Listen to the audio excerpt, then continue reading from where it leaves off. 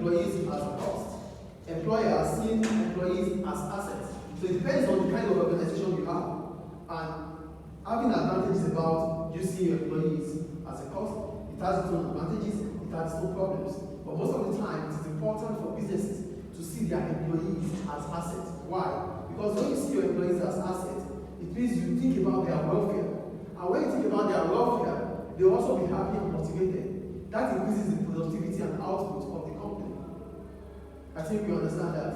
So today we need to talk about the difference between dismissal and redundancy. They are not the same. But both of them means the employee is no longer working in that organization. So let's see what I wrote here. Most people leave a job because they are moving on to another job, or they are retiring. Some people would leave the job because they need a new job, or they are looking for a new job, or they are in search for a new job. This kind of, it is unemployment, so we'll call it temporary unemployment. That means the time at which an individual is leaving a job for a new job. That is temporary unemployment. Just put that in mind. But that's not where we are going. So an individual might also retire because it's time, it's his age or she's age. So he can no longer work, then he's leaving the job. So these are not dismissal. You are leaving the job voluntarily. Do you get that? But today, what are we going to talk about? We're talking about dismissal and redundancy. What makes them differ? So to start with dismissal, I wrote, this implies that an employee has been kicked out of the job without any benefit. So dismissal means that individual is leaving that job, is being chased out of that job, is being kicked out of that employment, and is not going to get any benefits. Nothing is going to get nothing. It's just going to, the way it comes in is the way he's going out or she's going out. That's without any benefit. Do we understand dismissal here? The employee is no longer working with that organization. As he is in, he's out. As she is in, she's going out the same way without any benefit from the organization. That is dismissal. I continue. This might be done fairly. An employee might be fairly dismissed. How is it fairly dismissed? An employee might be fairly dismissed if he or she is no longer adding value to the organization. That means he or she doesn't know how to do the job anymore, or is not doing the job well. So an employee might want to dismiss because of that. Do you get that? So if an employee is being dismissed because he's no longer adding value to the organization, that is a fair dismissal. Or cause misconduct. He has done some things that are illegal in the organization.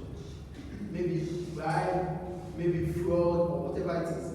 Whatever that has become misconduct within that organization, then the employer might take the employee out, might kick the employee out. Do we get the point here? It's a fair dismissal because the employee has done what he or she is not supposed to do according to the contract he or she has signed.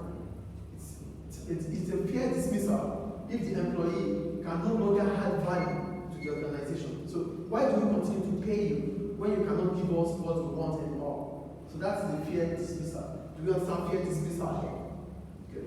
Now, it might be unfair if the employee is kicked out because he or she is part of a trade union. We continue. So it's unfair when an employee is being dismissed because he's part of a trade union. You know what a trade union is?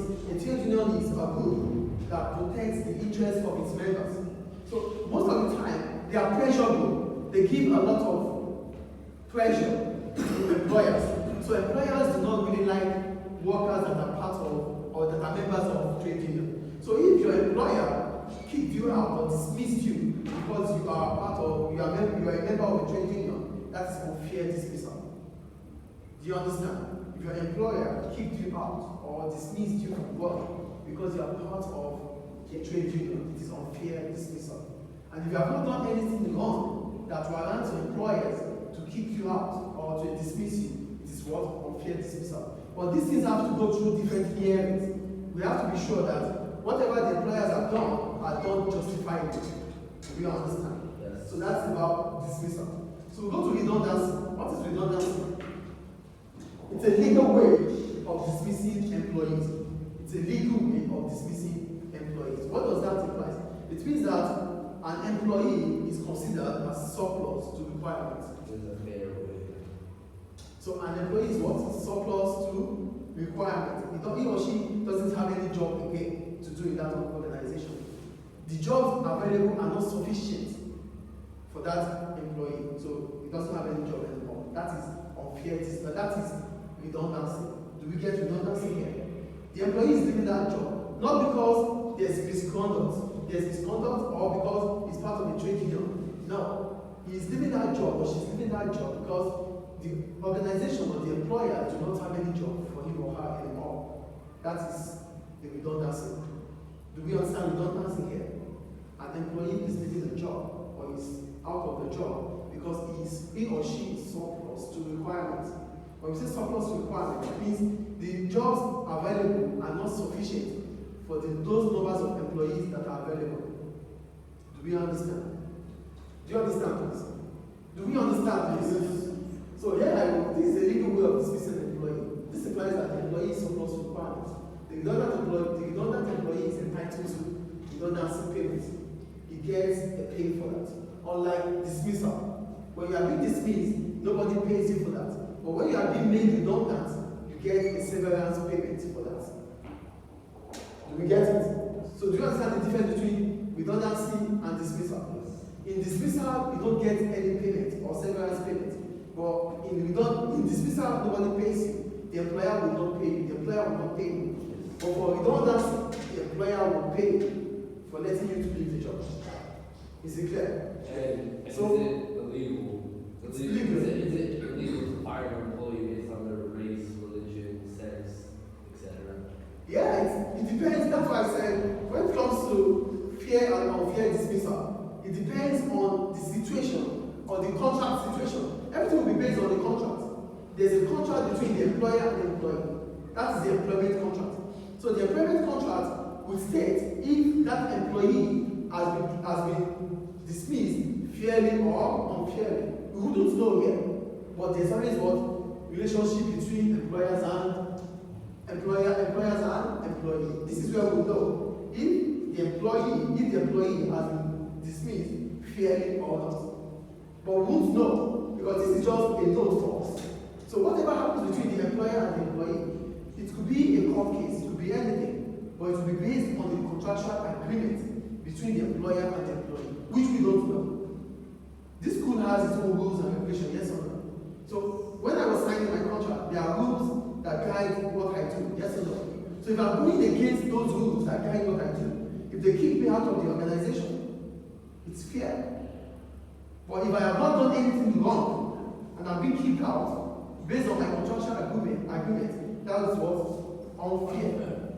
Do we understand the difference here? So we talk about that there. Now we go to employer and employee relationships.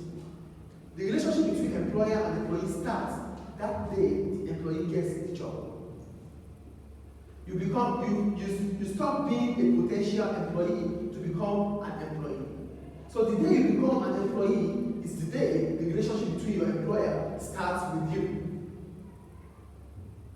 Do we get it? That is the day that retiring or you leaving the job or being dismissed will start coming into place. So you might be able to work with that organization for years that you retire there. You might be working with that organization and you feel like you have to leave for a new job. You might be working in that organization and the organization feel you have to be made redundant. You might be working with that organization and the organization feel you have to be what? Dismissed. So this is the day that the relationship starts and that can end in all these situations. Do you get the point? The day you start that job is the day your relationship between your employer starts. And it is that same day that you might be kicked out, you might be made redundant, you might be promoted, you might be whatever is going to happen between you and the company starts because you are no longer a potential employee. You become an employee. You become a member of staff in that organization. So you are entitled to all the benefits in that organization, and you are responsible to ensure that the organization works well based on what is being given to you to get done. So the employer would have employed you for a certain reason, and you must get them done. I think that is clear. So Employer and employee relationship, I said, the day you start working is the day your relationship starts. So look at what I wrote here.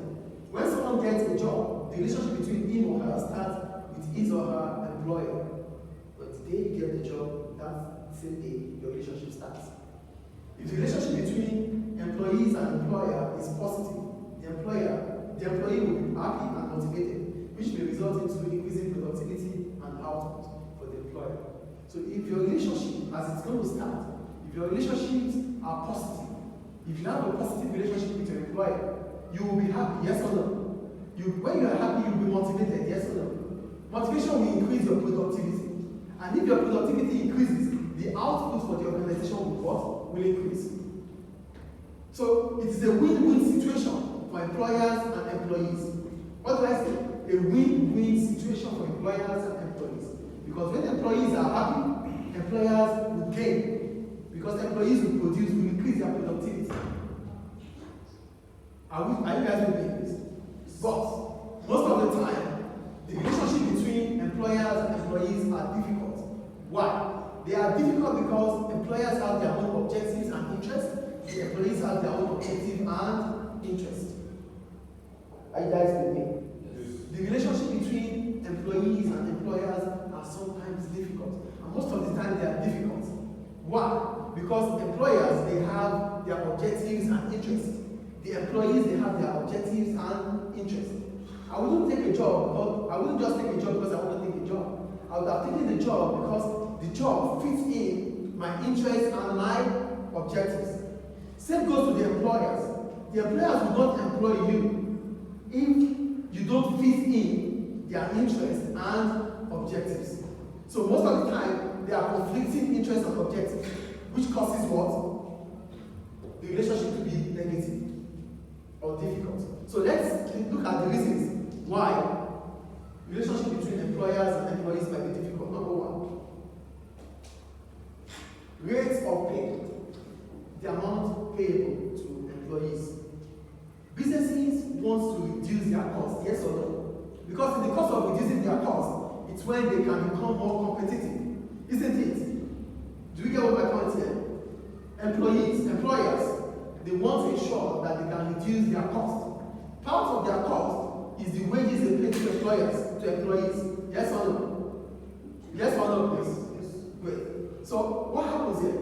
Employers will always try to restrict wage growth to keep costs low and remain competitive.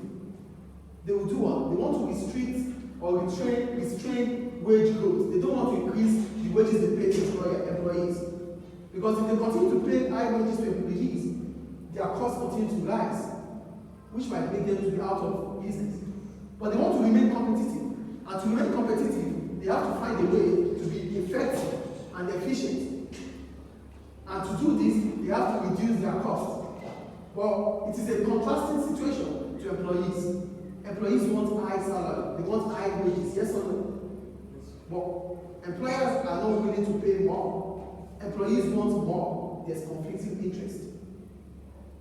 Do we get it? Why do employees want more wages? They want more wages because the cost of living is even higher. They want to be able to feed, they want to be able to increase or improve their standard of living too. And to increase their standard of living, it is only through their job they could do that. They feel it is only through their job they could do that. So they always talk to the employers to increase their wage rate. But the employers do what? Restrain it. So employee and employers are at loggerheads.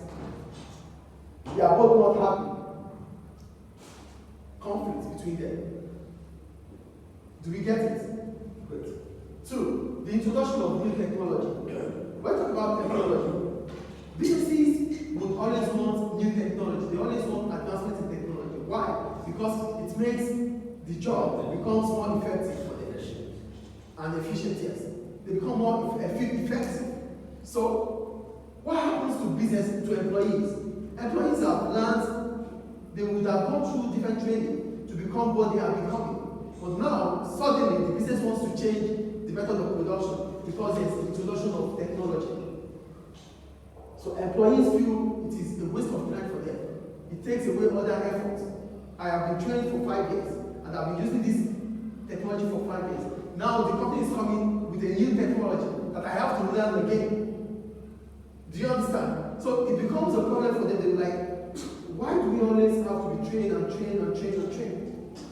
So that is conflicting between them. But the companies, they want new methods, because new methods will bring up what? Efficiency. But employees do not want new methods of doing things because they are used to deal with those old ways of doing it, because it makes them happy and they are comfortable using that old method.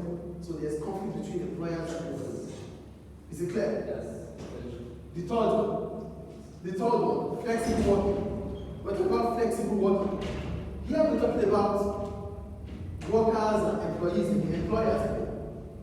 Employers want to employ workers that are flexible, workers that can change when there's need to change, workers that can adjust. But employees, they don't want to only adjust, they want to adjust with pay. They want to adjust with rewards. Do you get the point? Employers need flexible workforce. To get flexible workforce, it helps the business because they can contract or expand to market changes. When we did first flexible workforce, we talked about it. Contracting and expanding is an advantage for flexible workforce. It is an advantage for the businesses because they'll be able to adjust to the changes in the market demand, to the changes in the market. But what happens to employees? Employees might be used without getting paid. Let's take an example. If my company wants me to perform the job of an accountant, I do. Maybe my company needs me to perform the job of a finance person, which I am not employed for. But because I am flexible enough, I could do it without getting paid for it. This is contrasting. Do we understand? Is it clear? Yes. Okay. And the last one, work conditions. Employees want conducive environment, working environment. They want to work in an environment that has every facility that should be available. But businesses want to reduce their cost. They want to cut their cost. As a result, they might feel like whatever the employees want is too expensive for the business to buy. Oh, we might need 4 laptops here. The business will say we can only buy 2. But we have 4 workers. You can share amongst you. No. We want each employee to have its own laptop. But the company says you can only provide 2. Oh, we want 2 air conditioners here because they all is big. The company says they can only provide 1. Because it is expensive for the company to do. So these are the reasons why the relationship between employers and employees are difficult. The payment, the environment, the working condition, flexible workforce. These are reasons why employers and employees are always at conflict, because they both have different objectives and interests. Any question about it? Are you sure?